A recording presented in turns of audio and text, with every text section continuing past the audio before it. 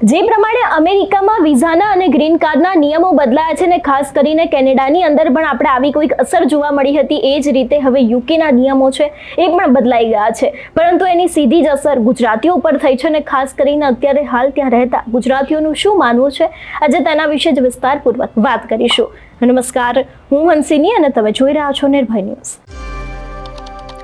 અમેરિકામાં Donald Trump જ્યારથી બીજી વખત સત્તા ઉપર આવ્યા છે ત્યારથી તેમના દ્વારા અનેક એવા નિયમો છે, વિઝાના નિયમો છે, ગ્રીન કાર્ડના નિયમો છે, એ દરેક નિયમોને બદલી નાખવામાં આવ્યા છે ને એ જ રસ્તે ક્યાંક કેનેડા પણ જોવા જતો મળ્યું હતું કે એની અંદર પણ ઘણા બધા એવા નિયમો છે, વિઝાના ગ્રીન કાર્ડના નિયમો એને પણ બદલી નાખવામાં આવ્યા છે અને તે બાદ હવે યુકે પણ એ જ રસ્તે જઈ રહ્યું છે ને. યુકે દ્વારા વિઝાના નિયમો હોય, વર્ક પરમિટના નિયમો હોય, સ્ટુડન્ટ વિઝાના નિયમો હોય, દરેક વિઝાના નિયમોને, પીઆરના નિયમોને બદલી નાખવામાં આવ્યા છે. યુકેની વાત કરવામાં આવે તો સૌથી મોટો નિયમ એ જ બદલી નાખવામાં આવ્યો છે કે જે પીઆર પહેલા 5 વર્ષે મળી જતા હતા, હવે એ જ પીઆર મેળવવા માટે લોકોને 10 વર્ષની રાહ જોવી પડશે અને આ જ નિયમને કારણે ક્યાંક ને ક્યાંક ગુજરાતીઓ જે ત્યાં રહી રહ્યા છે એ લોકોને સૌથી મોટો ફટકો પડ્યો છે. ફક્ત ગુજરાતીઓની જ વાત નથી, અહીંયા જેટલા પણ ભારતીયો ત્યાં રહી રહ્યા છે, વિદેશી વિદ્યાર્થીઓ ત્યાં રહી રહ્યા છે, એ દરેક લોકો ક્યાંક ને ક્યાંક આ ફટકાનો સામનો કરી રહ્યા છે. પરંતુ જો વાત કરવામાં આવે કે ગુજરાતીઓનું શું માનવું છે, તો ત્યાં રહેતા ગુજરાતીઓ છે એ લોકો આ નિયમનો ક્યાંક વિરોધ કરી રહ્યા છે.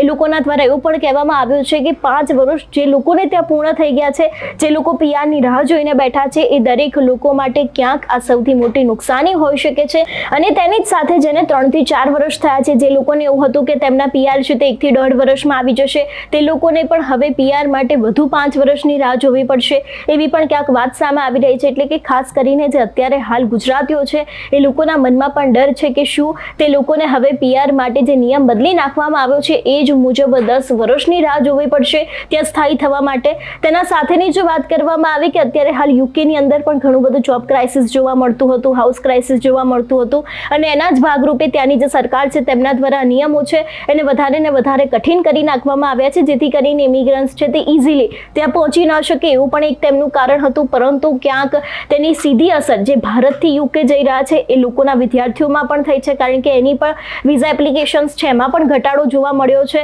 એટલે હવે આગામી સમયમાં એ પણ જોવાનું રહેશે કે જે પ્રમાણે નિયમોને બદલી નાખવામાં આવ્યા છે એમાં કોઈક સુધારો કરવામાં આવશે, જેથી કરીને આવનારા જેટલા પણ જનારા વિદ્યાર્થી છે અથવા તો પછી ત્યાં આવી રહ્યા છે જે પીઆરની રાહ જોઈ રહ્યા છે એ દરેક વિદ્યાર્થીઓને કોઈ ફાયદો થાય. સવાલ અહીંયા એક એ જ છે કે જે લોકોની પાસે પીઆરની એપ્લિકેશન આવી ગઈ છે, જે લોકોના પીઆર અત્યારે હાલ પ્રોસેસમાં છે, શું હવે તે લોકોના પીઆર પણ અટકી જશે કે કેમ, તે એક સૌથી મુખ્ય સવાલ છે. ને તેની સાથે જે લોકો અત્યારે રાહ જોઈને બેઠા છે કે એ લોકોને પીઆર મળી જવાના છે, પીઆર